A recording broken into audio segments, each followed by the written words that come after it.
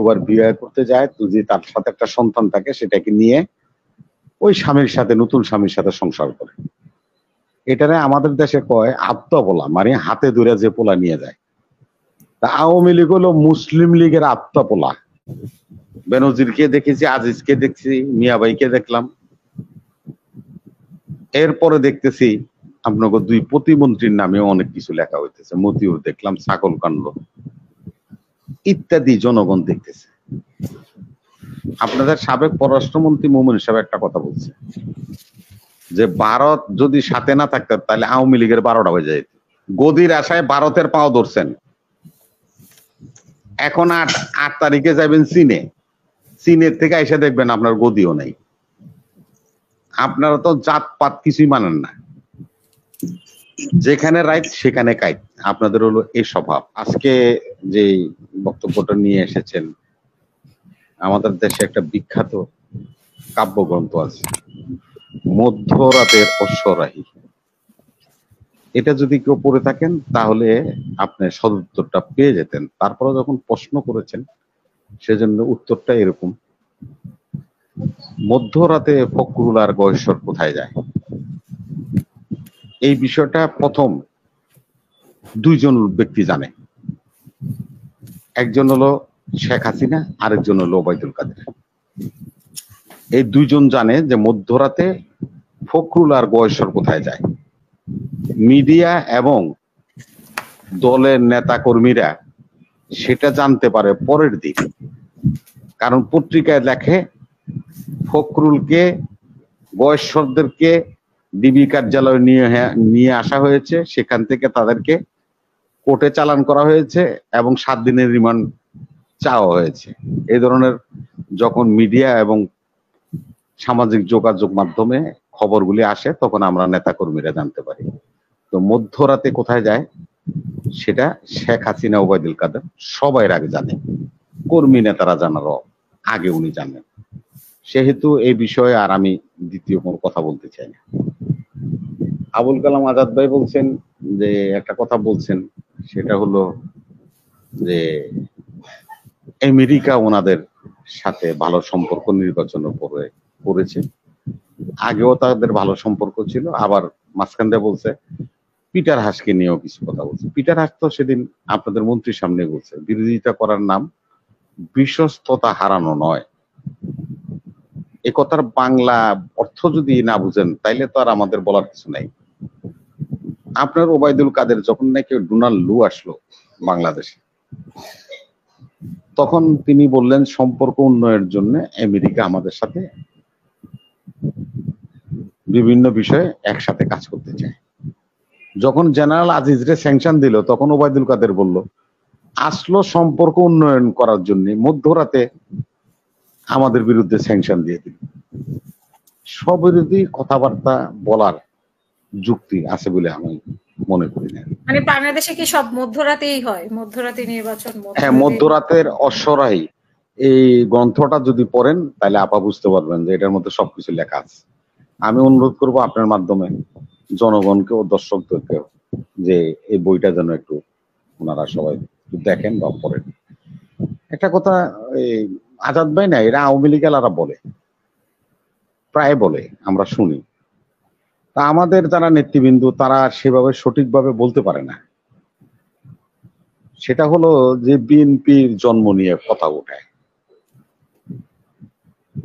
শুনেন, আমাদের দেশে যদি কোনো মহিলা, বিবাহিত মহিলা স্বামীর ঘরে ছাড়া দ্বিতীয়বার বিয়ে করতে যায়, যদি তার সাথে একটা সন্তান থাকে সেটাকে নিয়ে ওই স্বামীর সাথে, নতুন স্বামীর সাথে সংসার করে। এটারে আমাদের দেশে কয় আত্মা পোলা, মানে হাতে ধরে যে পোলা নিয়ে যায়। তা আওয়ামী লীগ হলো মুসলিম লীগের আত্মা পোলা। মুসলিম লীগের গড় বাইঙ্গা হাতে করে নিয়ে হেগোমা আইছিল, তারা একটা সংগঠন করছে, এটার নাম আওয়ামী লীগ। তাও প্রথম এটা আওয়ামী লীগ ছিল না, আওয়ামী মুসলিম লীগ ছিল। তা আওয়ামী লীগের জন্ম নিয়ে যদি কথা বলি তাহলে তো মান সম্মানই থাকে না। সেহেতু অন্যের জন্ম নিয়ে, অন্যের গঠন নিয়ে তর্ক করা, এগুলিকে আমি যুক্তিসঙ্গত মনে করি না। আজকে যে প্রশ্নটা আপনি উত্থাপন করেছেন সেটা হলো পাল্টাপাল্টি কর্মসূচি। আমাদের নেত্রী জেলে, আমাদের শত শত নেতা কর্মী এখনো জেলে। আমি বাইরে থাকলে আমার ছেলে জেলে থাকে। এমন অবস্থায় আমরা আমাদের দাবি আদায়ের জন্য আমরা একটা সমাবেশ করব, এটা করতেই পারি।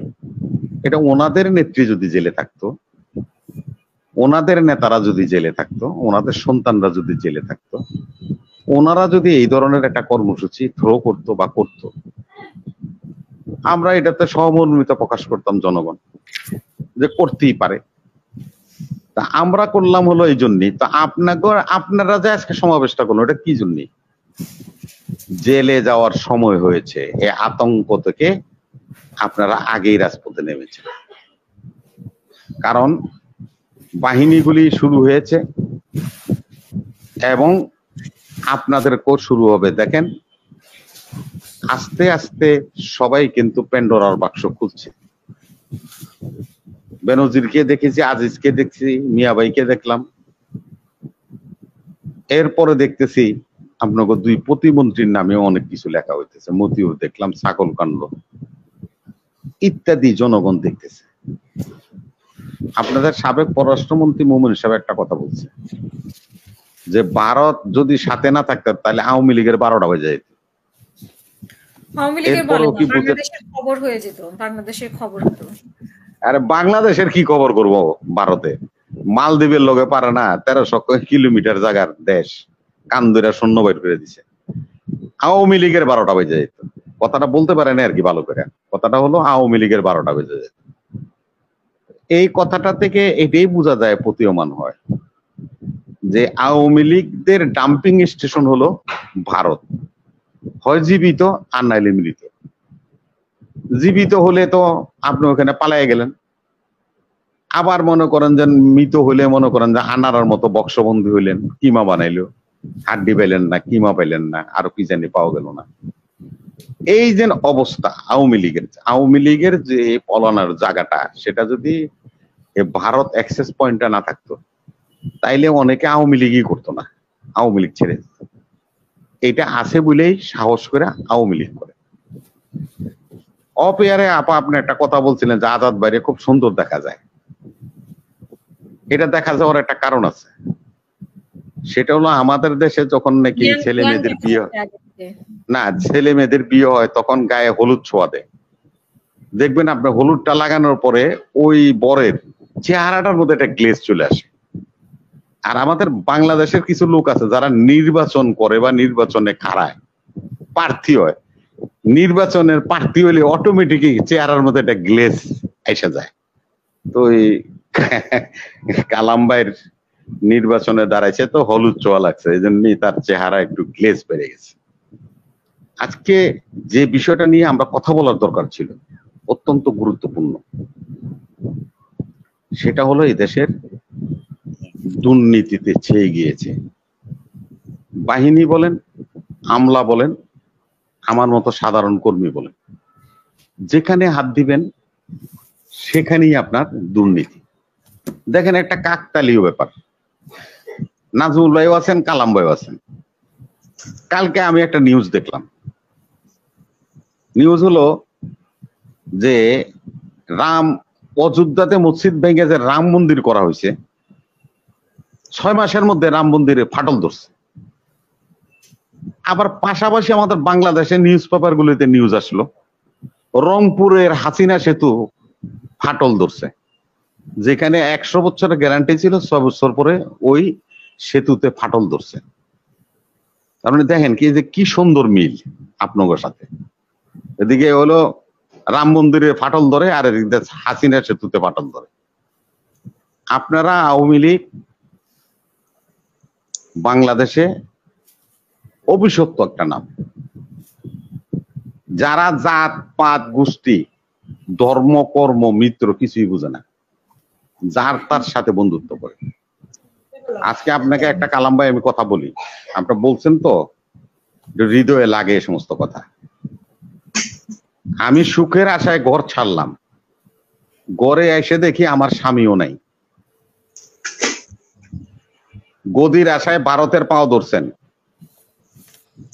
এখন 8 তারিখে যাবেন চীনে, চীনের থেকে এসে দেখবেন আপনার গদিও নাই।